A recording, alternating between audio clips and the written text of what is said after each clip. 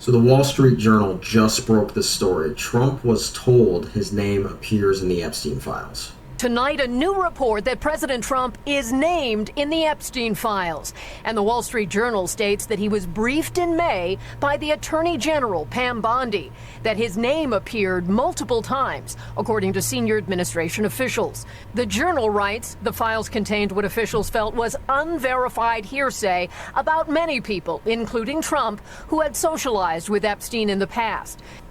So that's not a rumor. That's his own DOJ telling him and the Wall Street Journal publishing it. And just so we're clear, the Wall Street Journal is owned by Robert Murdoch. You know, the same guy who owns Fox News, helped Trump build his entire reality, and is now being sued by Trump for, what is it now, $10 billion? It turns out, even Murdoch has his limits. And maybe, he's just hedging his bets. Either way, this is the moment where the entire empire turns on itself. But here's what matters. Trump's actual lawyer was meeting for 9 hours with Ghislaine Maxwell. Don't even know how to say her name. Then there's talk of a pardon. There's immunity. And there's a list with Trump's name on it. And the same Republicans who screamed, release the Epstein files, now they're silent. Or worse, just running for the exits. Today we're breaking it all down. The media split, the DOJ back channel, the GOP hypocrisy, and why this whole Epstein saga has become less about justice and more about protecting power. And after the Wall Street Journal reported Trump's name is in the Epstein files, he denied it outright. Asked by reporters last week if the Attorney General told him his name is in the files, the president denied it. Did she tell you at all that your name appeared in the files? No, she's given us just a very quick briefing. And in terms of the credibility of the different things that they've seen. So not quietly, publicly, denounced it as fake. He's called it a lie, straight up said it was not true. And suddenly, Caroline Leavitt, his new press secretary, just starts showing up right next to him everywhere. Not at a podium, not at a press gaggle, like right next to him all the time. And here's my theory. She's been caught off guard so many times, she now follows him around just to make sure, their stories line up. Because when your boss is Trump, you don't get a press briefing. You get a live fact check in real time. She's not there for support. She's there to watch the lie come out of his mouth before she's the one that's got to defend it. And speaking of stories not lining up, guess who Trump's suing now?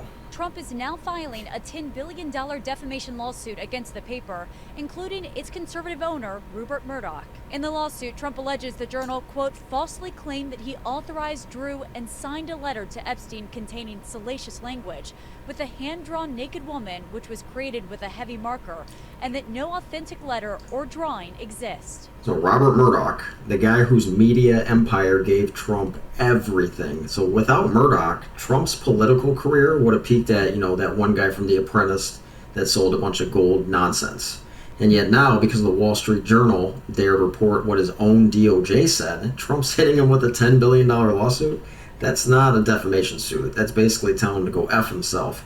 He's trying to burn down the very media bubble that made him president twice. So without Murdoch, Trump had zero chance of maintaining any power. So yeah, biting the hand that fed you, bold move. We'll see how that one works out for you. All right, so here's Trump again. At first, you're like, okay, he's actually going to release the files, but then, listen to how fast he backpedals. It's like he can't even finish the promise before giving himself a loophole. And you just know that's the part he actually meant. The FBI, all those institutions. You're right. Some people think that one way to build trust is to declassify things that everyone's talking about. I know you talked earlier about, I don't want to be a conspiracy theorist. So if you were Now that's a joke. That's a good joke. president, would you declassify, you can answer yes or no to these. Would you declassify the 9/11 files? Yeah. Would you declassify JFK files? Yeah. Would you, I did a lot of it. Would you declassify the Epstein files? Yeah, I would. All right. I guess I would. I think that less so because, you don't know it. You don't want to affect people's lives if it's phony stuff in there because there's a lot of phony stuff with that whole world. But I think I would, or at least Do you think that would restore trust? Help restore trust? Yeah, I don't know about Epstein so much as I do the others. Certainly about the way he died. It would be interesting to find out what happened there because that was a weird situation. And we would too. We'd like to know where that 3 minutes went. The cameras didn't happen to be working, et cetera, et cetera. But yeah, I'd go a long way toward that. Turned off.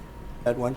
The other stuff I would definitely do the January 6th because, Yeah. oh. We're going to stop there. I mean, I can't believe he said that. That's just like him inviting another scandal. He pardoned 1,600 people that hurt police officers. Okay, and it was a great day for America, according to this guy. But anyway, back to Epstein. So let's get this straight. Trump says he'll release JFK, 9/11, MLK, and then the Epstein files. But only if they don't contain anything fake. That's not transparency. That's preemptive lying. That's like saying, I'll show you everything as long as it makes me look good.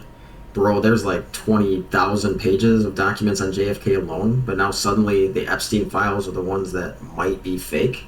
That's not a caveat. That's basically a trap door, so when the bottom falls out, he can blame, well, I mean, it must have been fake news. His number one response to anything that actually is damning to him. It's like he's building an excuse in real time.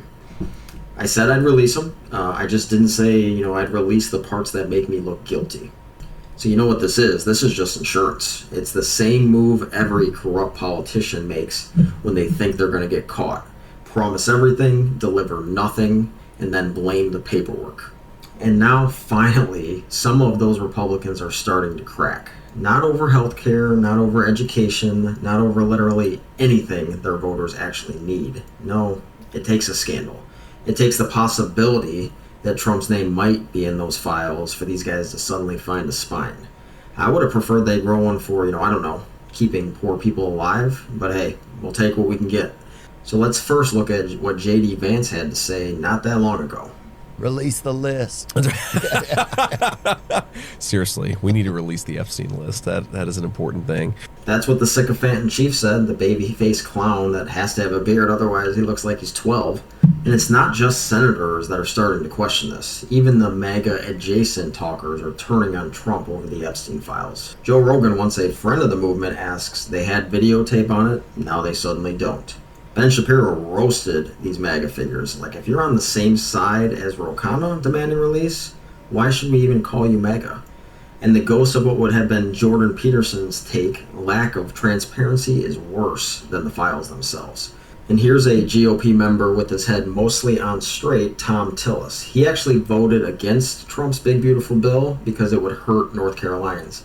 And then the only sad thing is he's now going to resign at the end of this term and not run for re-election because Trump threatened him. Big surprise. It comes as Republican Senator Thom Tillis warns if the Epstein files are not released, this story could last through the midterms next year, when Republicans will be in a bitter battle to keep the majority in the House and Senate. Tillis speaking with Axios. If anybody thinks that this is going to go away because the House left a day early or something, it's got to be like those zombies in The Walking Dead. Every time. And just for context, if you don't know, Mike Johnson, the speaker, basically sent everybody home early so that the vote could not be called for to release the files. And he said Trump needs a break, or Trump needs some space. It's like he just broke up with the MAGAs. Time you think you've killed it, another one's just going to come running out of the closet after you. As Republican Congressman James Comer today formally subpoenas Ghislaine Maxwell, Epstein's co-conspirator, and the Department of Justice says is planning to meet with her. And here's Mike Johnson, the Speaker of the House, who is basically Trump's little bitch boy that does anything that he says about Ghislaine Maxwell's credibility. So we're going to get to that a little bit later here in the show. House Speaker Mike Johnson today questioning Maxwell's credibility. Could she be counted on to tell the truth? Is she a credible witness? Maxwell's lawyer yesterday telling ABC News Ghislaine will always testify truthfully. And we'll get back to Ghislaine Maxwell because there is plenty to say about her. So let's pause right there. Here's time-traveling cave woman MTG, who said straight up, warned that if the Epstein files aren't fully released, not only the crumbs, the MAGA base will turn on him with no coming back. She warned that dangling bits of red meat no longer satisfies, and followers want the whole steak dinner. That's not outrage over justice. That's a base-level hunger for spectacle and betrayal turned strategy. She's not saying the stuff is wrong. She's saying if it hurts the narrative, they're going to abandon you. So yeah, she's basically saying it could tank the GOP in the primaries if total transparency isn't delivered. I guess that's power talk MAGA style. Okay, so let's talk about the one person who actually went to prison for Epstein's operation, Ghislaine Maxwell, convicted of recruiting and trafficking underage girls for Epstein's abuse, sentenced to 20 years, and now suddenly she's got a friend in the Trump's orbit? And the only person who sat down to interview her, the one person, is none other than Trump's personal lawyer. I mean, like, what the actual hell? Like, that's not shady. And let's play this out. She's in prison. She wants out. And suddenly the guy walking through the gates is a DOJ official, and he's former President Trump's lawyer? What exactly do you think the conversation would sound like? Hey, Ghislaine. Hey, Miss Maxwell. Hope the cafeteria is treating you okay. So listen, if you can, forget to remember, the Trump details, maybe we forget to remember about your sentence too. Just discussing. Longtime Jeffrey Epstein associate Ghislaine Maxwell is expected to speak to Justice Department officials today. Deputy Attorney General Todd Blanche will interview Maxwell at the Florida facility where she's being held. Sources say Maxwell initiated their first chat yesterday. Oh, she initiated it? Was it her idea to invite Trump's lawyer? How convenient. Now, it's not clear what questions she was asked or what answers she gave. Maxwell is appealing her 20-year sentence for a sex trafficking conviction. She was convicted of helping Jeffrey Epstein abuse dozens of underage girls. Well, of course she's appealing, and what better way to grease the appeal wheels than giving Trump exactly what he wants? According to a Wall Street Journal report, Attorney General Pam Bondi informed President Trump back in May that his name is mentioned several times in the Epstein files. But the White House says those files do not contain any evidence that links the president to wrongdoing. Trump at one point pushed for the Epstein That sounds like an admission that the name is at least in there. files to be released, but he now has reversed course, saying everyone should just move on. Yeah, that's what I'd be saying too. Why don't we just move on? Like, are we going to keep talking about all the lies that I've told you? I mean, come on, guys, just let's move on. So now, if that wasn't enough, if sending your personal lawyer to meet with a convicted sex trafficker didn't set off every alarm in your brain, don't worry, it gets worse. Because Trump was literally asked if he would pardon Maxwell, and this man, the president, couldn't just say no. He hedged like he was wrongly convicted or something. Well, I'm allowed to give her a pardon, but nobody's approached me with it. Nobody's asked me about it. It's in the news about that aspect of it, but right now it would be inappropriate to talk about it. I'm sorry, are we talking about the same woman who was found guilty of trafficking children for rape? And he's like, we'll see. I guess once you start pardoning people who beat cops with flagpoles and call it a peaceful protest, a sex trafficker doesn't seem like that big of a leap. And you can almost see the wheels turning in his head. Is she loyal enough? Could she be useful? Might lie for me. The man who won't commit to healthcare, won't commit to democracy, and he just keeping the options open for sex traffickers? And let's be honest, it's not because he believes in second chances. It's because she knows things he really doesn't want released. This isn't about justice. This is about leverage. If she flips, he's cooked. So better keep the door open and hope she doesn't talk. Okay, so now is here where things get even more deranged. Maxwell, convicted sex trafficker, is reportedly scheduled to testify before Congress in 2 weeks. Let that sit for a second. Not a survivor, her. And in case you think this is all just coincidence, her lawyer just backed up part of Trump's own bizarre defense. Nobody's asked me yet. Which of course means she will, and we all know what she's going to ask for. So here's the clip. Watch his language. She's currently serving out a 20-year prison sentence after being convicted of sex trafficking minors. When asked if Maxwell has asked for a pardon from President Trump, her attorney said this. We're going to take one day at a time. I know that's very cliche, but it's true because things are happening so quickly. We haven't spoken to the president or anybody about a pardon just yet. And listen, the president this morning said he had the power to do so. We hope he exercises that power in the right and just way. So that wasn't a denial. That was a setup. That was a big flashing neon sign. We're open to negotiation. She's holding her sentence like a bargaining chip. and Trump is waiting to see if she's going to be useful. If this woman, after everything, testifies, gets what she wants, and walks, that's not a political scandal. That is the absolute end of rule of law. That's state-sponsored cover-up, autocracy, period.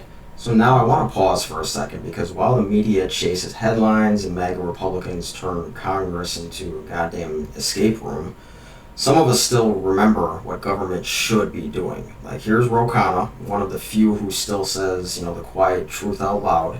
He came into Congress with bitch boy Mike Johnson, that Mike Johnson, and while they clearly took different oaths, Khanna is still focused on trust, transparency, and actual pocketbook issues. In government. This is about trust in government. When John F. Kennedy was president, trust in government was 60%. Today it's in the teens. Congressman Johnson and I, Speaker Johnson and I came to Congress together. He was on the reform side too. He's a long way from that now. Wanted to make government work. This is a perfect opportunity for him to say, look, the past is the past. Okay, I didn't love that he shut down government. Maybe on your show today, he'll commit that when we come back, let's have a vote, remind him of what we were like. And that vote he's talking about is releasing the files, which he sent everybody home so Trump could have space. The conversations we had in our freshman class, this is about being a reform agent of transparency. So I don't like that Roe is only focusing on that, but that's not what people care. People care about rent. They care about health care. They care about being able to afford groceries, which, without watching like Netflix on how to coupon or whatever. But instead of addressing any of that, we've got a Speaker of the House letting Trump just take over the calendar. And half of Congress is busy trying to unrelease the Epstein files. So yeah, I get it. People are tuning out, but that's why this matters, because the only people paying attention right now are the ones doing all the damage. So Trump floated a pardon to Ghislaine Maxwell, still can't say her name. His personal lawyer spent 9 hours behind bars with her. Republicans who used to demand the Epstein files be released are now falling silent, or worse, saying it's too political. These are facts. This is real, and it's all happening right now. The same man who said, "I'll release them all," is now trying to cut a deal with the one woman who can bury him. That same party that screams, "Save the children," is protecting the woman who helped traffic them, because she might lie for their guy. And they'd rather win than tell the truth. It's all about winning. So no, this isn't politics. It's not drama. It's the collapse of any moral spine in the Republican Party. If Maxwell gets a pardon, the message is clear. There are no rules, only allies. There is no law, just loyalty. And if you're on the wrong side of loyalty, you don't get justice, you don't get answers, you just get ignored. If this story makes your skin crawl, good. That means you still have a conscience, which is more than I can say for the people in charge. So do something with it. Subscribe, share this episode, and help expose the rot before they bury it. You built your throne on fake gold, fake stats, fake pride. Now the whole world's watching you crash from inside. Talk big, but your walls made of lies and tweets. I'm the voice of the people, bringing fire to the seats. America Blair, where you padded your wealth. Now karma's knocking, it ain't looking for stealth. You ain't a boss, just a clown in a king's disguise. Time to pull the mask, welcome to your demise.